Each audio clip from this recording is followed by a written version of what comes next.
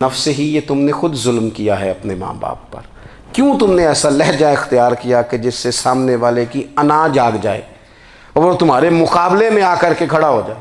کیوں تم نے اس طرح کے انداز اختیار کیے کہ جس سے سامنے والا بھی سارے پنجے کھڑے کر کے باہر نکل آئے اور کہے آ جاؤ پھر میں بھی میدان میں حاضر ہوں؟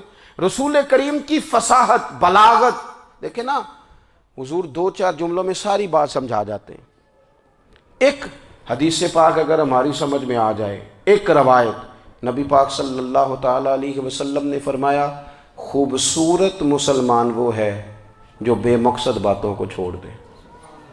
لو، اس سے پوری زندگی سجائی جا سکتی ہے، ایک جملے سے پوری زندگی سواری جا سکتی ہے، کوئی لمبی چوڑی باتوں میں جانے کی ضرورت نہیں۔ کہا خوبصورت مسلمان یہ ہے جو بے مقصد باتوں کو چھوڑ دے، لا یعنی باتوں کو۔ کیا کہتے ہیں ہمارے دیہات کے لوگ، جڑے پنڈ جانا نہیں ادھر راہ پوچھنے دی، لیکن آج کل لوگ باز آندے، یعنی جس بات کا بالکل تعلق نہیں نا وہ بات بھی کرتے جاتے ہیں، جس کا شعبہ ہی نہیں وہ بھی چھلانگ لگا لگا کے اس میں آ جاتا ہے۔ ہم اپنا وقت ضائع کرتے ہیں، اپنی صلاحیتیں ضائع کرتے ہیں، اپنا نقصان کرتے ہیں۔ ہم اپنا کام صحیح کر کے نہیں کرتے اور دوسری ساری دنیا کو ٹھیک کرنا چاہتے ہیں۔ او بھائی، آپ جس جگہ جس شعبے سے تعلق رکھتے ہیں آپ اپنے معاملات میں مضبوطی پیدا کریں۔ حضور نے اپنی فصاحت کے ساتھ، بلاغت کے ساتھ لوگوں کو قائل کیا، اور قرآن مجید کی تاثیر کا یہ اثر میرے کریم رسول نے دکھایا کہ رات کو جب حضور بیٹھ کے قرآن پاک پڑھتے تھے نا، جب یاسین والے نبی خود یاسین کی تلاوت کریں، جب طٰہٰ والے محبوب خود طٰہٰ کی تلاوت کریں، غور کرو نا، جب مدثر والے محبوب خود ان جملوں کو ادا کریں، یعنی جن کے بارے میں آیت آئی ہے، جب وہی یہ آیت پڑھیں کہ اِنَّا أَعْطَيْنَاكَ الْكَوْثَرَ، یعنی جن کا ذکر ہو رہا ہے، جب وہ یہ بات کریں کہ یا ایھا النبی اِنَّا أَرْسَلْنَاكَ شَاہِدًا وَمُبَشِّرًا وَنَذِیرًا لِتُؤْمِنُوا بِاللَّهِ وَرَسُولِهِ وَتُعَزِّرُوهُ وَتُوَقِّرُوهُ وَتُسَبِّحُوهُ بُكْرَةً وَأَصِیلًا، جن کے بارے میں آیت آئی ہے، جب وہ یہ کہہ رہے ہوں کہ وَرَفَعْنَا لَكَ ذِکْرَكَ، جب وہ کہہ رہے ہوں وَالضُّحَىٰ وَاللَّيْلِ إِذَا سَجَىٰ، ذرا اس کیفیت کو دیکھیں جب محبوب خود پڑھ رہے ہوں، اور جو حضور پر آئی ہیں اس کا ذائقہ، اس کا لطف، اس کا انداز بھلا کیا ہوگا۔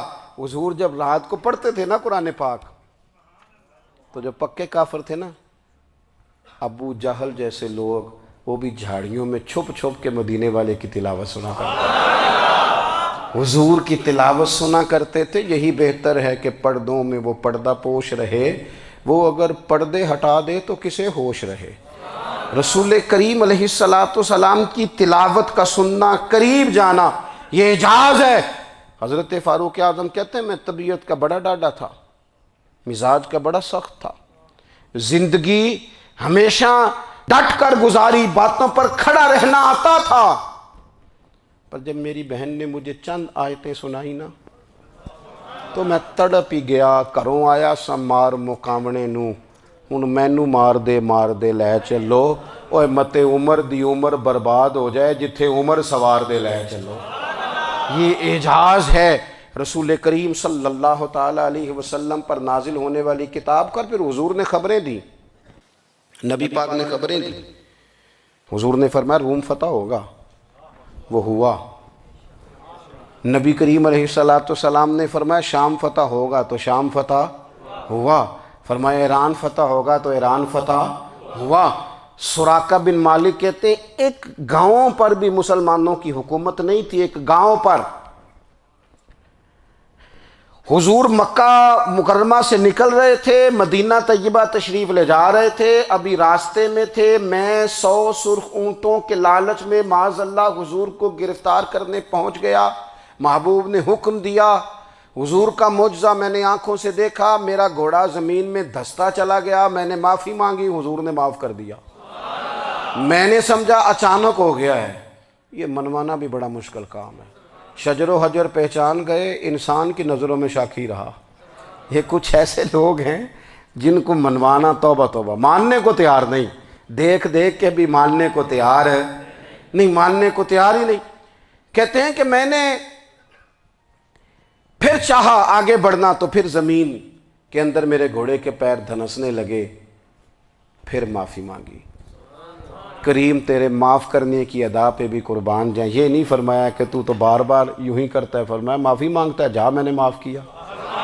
کہتے ہیں 3 دفعہ میں آگے بڑھا، 3 دفعہ حضور نے معاف کیا تو مسکرا کے فرمانے لگے تو یہاں مجھے گرفتار کرنے آیا ہے، وہ کیسر روم کا علاقہ فتح ہوگا۔ وہ کنگن جو پہنتا ہے نا ہاتھوں میں، بادشاہ کے کنگن معروف ہیں، وہ تیرے ہاتھوں میں آئیں گے۔ اللہ کرے آپ سمجھیں، یہ جو لوگ ڈری ڈری سہمی اور ہمارے بچے مایوسی کی معاذ اللہ باتیں کرتے ہیں، وہ دیکھیں حضور کس طرح کی گفتگو فرماتے ہیں۔ ابھی ایک گاؤں پر بھی اسلام کی حکومت نہیں، لیکن حضور کا خبر دینے کا انداز۔ کریم فرمانے لگے وہ کیسر روم کے جو کنگن ہوں گے وہ تیرے ہاتھوں میں آئیں گے۔ جناب سراقہ بن مالک فرماتے ہیں کہ میں مسلمان ہو گیا، حضور کا وصال ہو گیا، کنگن نہیں آئے۔ حضرت ابوبکر صدیق کا وصال ظاہری ہو گیا، کنگن نہیں آئے۔ جناب عمر کا دور آ گیا، سراقہ بوڑھے ہو گئے۔ کوئی بندہ پوچھتا نا کہ اب تو عمر ڈھل گئی ہے، زندگی کا پتہ نہیں، کہنے لگے نہیں میں نہیں جاتا، جب تک کنگن نہیں آتے اسرائیل کوئی نہیں آئیں گے، کیونکہ ساڈے نبی دی زبان ساڈے واسطے قرآن۔ جو دن کو کہہ دیا دن ہے تو دن نکل آیا، جو شب کو کہہ دیا شب ہے تو رات ہو کے رہی، اور خدا نے ان کی زبان کو وہ اختیار دیا، جو نکلی منہ سے ان کے وہ بات ہو کے رہی۔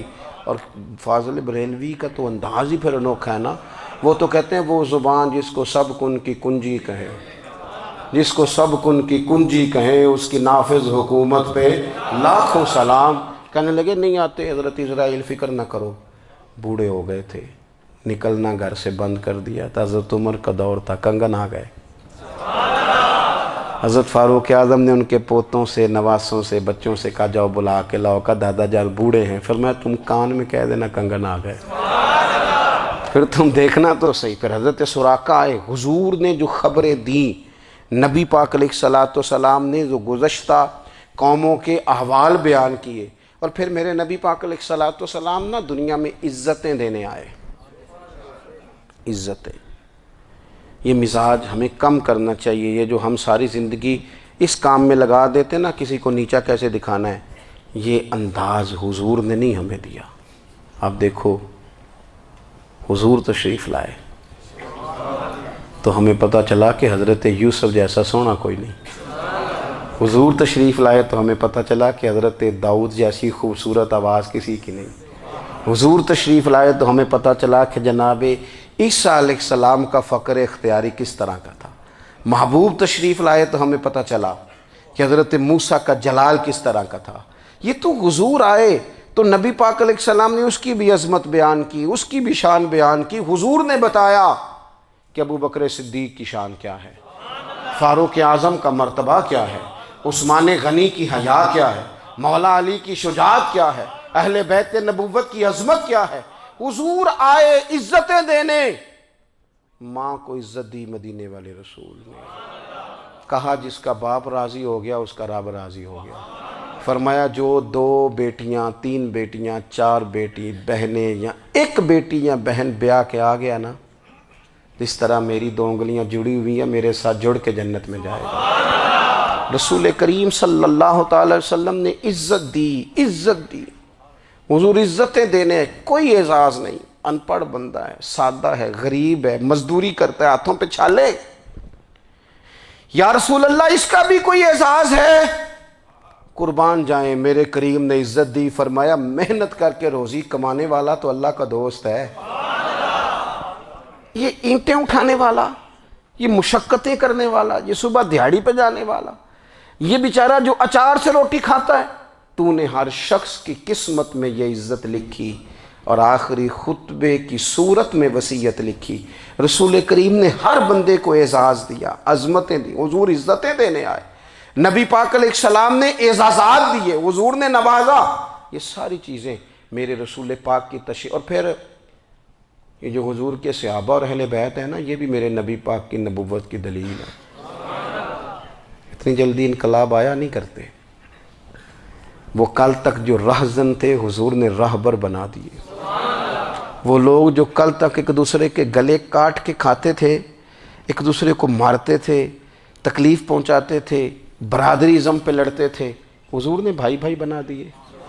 ایک پلیٹ میں کھانا کھانے لگے، سیدنا بلال حبشی، صہیب رومی، سلمان فارسی، حضور نے یوں کر کے ملا دیا۔ نبی کریم علیہ السلام نے تقسیمیں ختم کر دی دنیا میں۔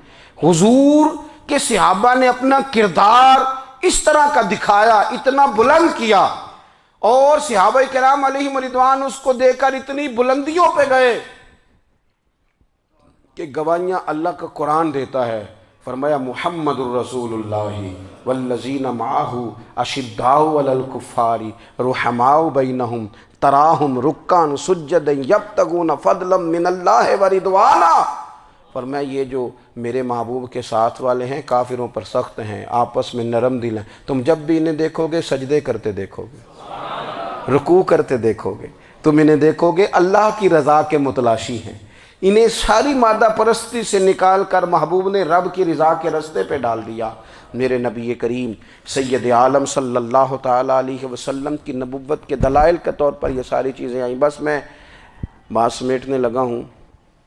حضور کا جو اخلاق ہے نا، وہ بھی نبی کریم علیہ السلام کی نبوت کی بہت بڑی دلیل ہے۔ وَإِنَّكَ لَعَلَىٰ خُلُقٍ عَظِيمٍ۔ محبوب ہم نے آپ کو نا خلق عظیم کا مالک بنایا ہے۔ کچھ لوگ سمجھتے ہیں صرف آپ کا بولنے کا انداز ٹھیک ہو تو آپ با اخلاق ہیں۔ نہیں بھائی، بولنے کا انداز ٹھیک ہونا با اخلاق نہیں، سچ بولنا اخلاق کی علامت ہے۔ آپ کا حق بات کرنا اخلاق ہے، آپ کا صحیح گواہی دینا اخلاق ہے، آپ کا اللہ تعالیٰ کی طرف سے آزمائش آنے پر صبر کا مظاہرہ کرنا اونچا اخلاق ہے۔ رب نعمت دے تو آپ کا وجود ڈھلتا جائے شکر میں، یہ اخلاق ہے۔ رب کریم اگر آپ کو کسی وقت کسی آزمائش میں اپنی حکمت سے ڈالتا ہے تو عزت نفس کو برقرار رکھنا، خودداری کو برقرار رکھنا، یہ اخلاق۔ نبی پاک نے اعلیٰ ترین اخلاق کی بات بتائی، اعلیٰ ترین۔ حضور نے لوگوں سے بیعت لیتے وقت کہا تھا میرے ہاتھ پر بیعت کرو، چوری نہیں کرو گے۔ نبی پاک علیہ السلام نے مختلف امور پر بیعت لی۔ حضرت حکیم بن حزام کہتے ہیں حضور نے میرے ہاتھ پہ ہاتھ رکھ کے کہا میرے ہاتھ پہ ہاتھ رکھ کے بیعت کرو کہ کسی دنیا دار سے سوال نہیں کرو گے، خودداری سے زندگی گزارو گے، عزت نفس سے، جو رب نے تمہیں دیا ہے تم اس پر راضی رہو گے۔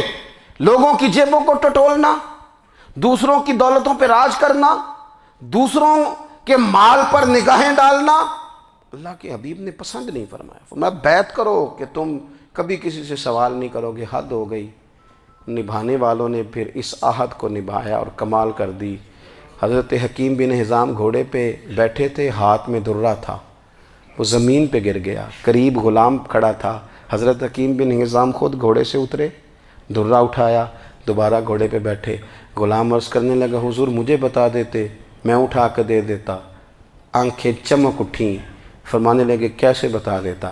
اپنے رسول سے وعدہ کیا ہے کبھی کسی سے سوال نہیں کروں گا، کبھی سوال نہیں کروں گا۔ اللہ کے محبوب نے ہمیں اعلیٰ اخلاقی قدروں کی بات ہمیں سکھائی ہے۔ ہم دیکھتے ہیں کہ بڑی جلدی 2 4 5 لوگوں کے غصہ دلانے پر ہم ساری اخلاقی حدوں کو کراس کر جاتے ہیں۔ دوستو ہمارا ایک ویژن ہونا چاہیے، ہمارے ذاتی رویے بڑے معتبر ہونے چاہیے۔ لین دین کے معاملات کے اندر مسلمانوں کو بڑا صاف ستھرا ہونا چاہیے۔ ہمیں اپنی معاشی زندگی میں روزمرہ کے معاملات میں ہماری توجہات کا مرکز صرف اللہ رسول کی ذات ہونی چاہیے۔ رب کریم نے اپنی حکمت سے کسی کو کتنا دیا ہے یہ اس کی حکمت کے تقاضے ہیں۔ ہمیں اس نے جس رنگ میں جس حال میں رکھا ہے ہمیں اپنے رب کی رضا پر بہت زیادہ مطمئن ہونا چاہیے۔ اچھا پھر ایک اور بات، جن چیزوں کو ہم نے دکھ بنایا ہے نا یہ تو وہاں دکھ تھا ہی نہیں۔ مہینہ مہینہ چولہا نہیں جلا، لیکن کسی جگہ اظہار غربت ہے حضور کی اولاد پاک کا یا صاحب کا یا ازواج کا۔ مہینہ مہینہ چولہا نہیں جلا، لیکن یہ اخلاق عالیہ کا حسن دیکھو، اپنے گھر مہینہ مہینہ چولہا نہیں جلا، جو مانگنے آیا اسے جھولی بھر کے عطا فرمایا، کوئی دروازے سے خالی نہیں گیا۔ عزیز بھائی، اگر زندگی میں اخلاقی قدریں ہم اپنا لیں اور ہم تھوڑا تھوڑا کر کے اپنے آپ کو تبدیل کریں، ساری زندگی توجہ رہی کہ فلاں کیا کر رہا ہے، فلاں کیا کر رہا ہے، تھوڑا سا گردن کو جھکا کے اپنے اوپر توجہ ڈالیں، اپنے آپ کو وقت دیں، حضور کے اخلاق عالیہ کی روشنی میں، تعلیمات حسنہ کی روشنی میں ہم اپنے کردار و عمل پر تھوڑی توجہ دیں۔ اس وقت بہت بڑی تعداد میں امت مسلمہ ہے، اور ایسا نہیں ہے کہ دولت نہیں ہے، دولت سے بھی سرشار ہیں۔ ہمارے ہاں بڑے بڑے انجینئر ہیں، بڑے بڑے ڈاکٹر ہیں، لیکچرار ہیں، ہمارے پاس بڑے بڑے ہاسپٹل ہیں، بڑا کچھ ہے، لیکن کردار و عمل کے بادشاہ، اپنی زندگی تقوی کی روشنی میں گزارنے والے، ان لوگوں کی تعداد کم ہے۔ اگر کوئی آج بھی سارے کام نیک کرے لیکن جائیداد میں سے بیٹی کا حق رکھ جائے تو پھر اس نے کیا میلاد منایا ہے؟ اگر آج بھی جو 2-4 لوگ بیچارے اس کے زیر دست ہیں، ملازمین ہیں، ان کے ساتھ اس کا رویہ انتہائی سخت ہو تو اس نے کیا میلاد منایا؟ اگر آج بھی وہ برادری ازم کی بنیاد پر دوستیاں کرے اور چھوٹے بڑے کی وہ تقسیم رکھے، جسے حضور نے فرمایا کہ قبیلے تو تعارف کے لیے، ورنہ کسی عربی کو اجمی پر، گورے کو کالے پر کوئی فضیلت نہیں۔ اگر کوئی آج بھی اس برادری ازم کا قائل ہے پھر اس نے کیا میلاد منایا؟ اگر کوئی شخص آج بھی اپنے آپ کو مادہ پرستی میں پوری طرح دھکیل چکا ہے اور رضا الہی کا مسافر نہیں بنا تو اس نے کیا میلاد منایا؟ اپنی طبیعتوں میں روحانی تبدیلی اور وہ خاص افکار جو حضور اپنے غلاموں میں پیدا فرماتے ہیں، ان افکار کو پیدا کرنا، سوچوں کو بدلنا، سوچوں کو، نظریات کو بدلنا، اپنے روزمرہ کے معاملات کا جائزہ لینا کہ ہم کس طرح آگے بڑھ سکتے ہیں اور کس طرح ہم ایک بہترین امتی اور ایک بہترین مسلمان بن سکتے ہیں، اس پر توجہ دینا، یہ میلاد ہمیں سبق دیتا ہے۔ اللہ تعالیٰ مجھے اور آپ کو عمل کی توفیق عطا فرمائے۔ آخر دعوایا ان الحمدللہ۔